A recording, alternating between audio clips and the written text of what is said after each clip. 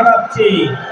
আর যদি দাবি মানা না হয়, আমরা বিগত 15.5 বছর যাবৎ চরম নির্যাতন নিপীড়নের মধ্যেও আমরা রাজপথে ছিলাম। বাংলাদেশকে মুক্ত করার জন্য আমরা ভূমিকা পালন করেছি। সুতরাং দাবি কিভাবে আদায় করতে হবে আমরা তা জানি। 5ই আগস্টের ঐতিহাসিক বিপ্লবের পরে আমরা দেখেছি অন্তর্বর্তীকালীন সরকারের প্রধান উপদেষ্টা তার মামলাগুলো থেকে মুক্তি নিয়েছেন। আইন উপদেষ্টা তার মামলা থেকে মুক্তি নিয়েছেন, অথচ দীর্ঘ 14 বছর যাবৎ অন্যায়ভাবে মিথ্যা মামলা মাথায় নিয়ে, ফাঁসির দড়ি মাথায় নিয়ে, গলায় নিয়ে যিনি মানবিক জীবন যাপন করছেন, আমরা আজকে জিজ্ঞাসা করতে চাই কোন কারণে বাংলাদেশের জীবিতদের মধ্যে সবচেয়ে নিপীড়িত মজলুম জননেতা এটিএম আজহারুল ইসলামকে মুক্ত দেওয়া হলো না।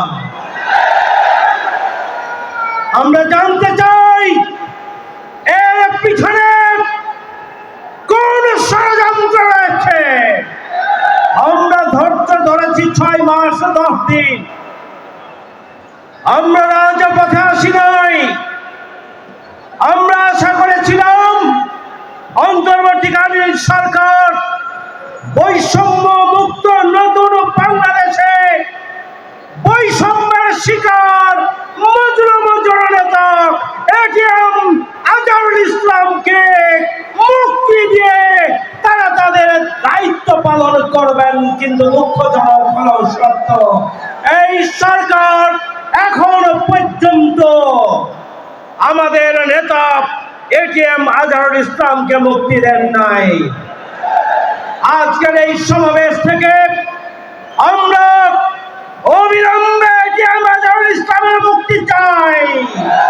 আমরা জামাত ইসলামী বাংলাদেশের নিবন্ধন আমরা ফিরে পেতে চাই। আমরা অবিলম্বে জামাত ইসলামীর প্রতীক দাড়িপাল্লাকে ফিরিয়ে দেওয়ার জন্য দাবি জানাচ্ছি। আর যদি দাবি মানা না হয়, আমরা বিগত 15.5 বছর যাবৎ চরম নির্যাতন নিপীড়নের মধ্যেও আমরা রাজপথে ছিলাম। বাংলাদেশকে মুক্ত করার জন্য আমরা ভূমিকা পালন করেছি। সুতরাং দাবি কিভাবে আদায় করতে হবে আমরা তা জানি।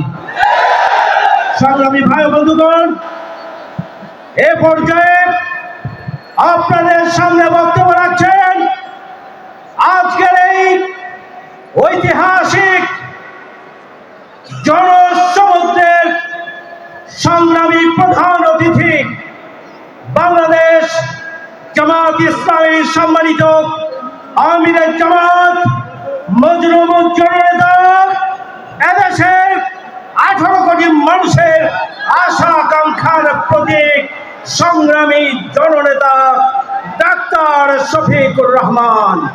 ডাক্তার শফিকুর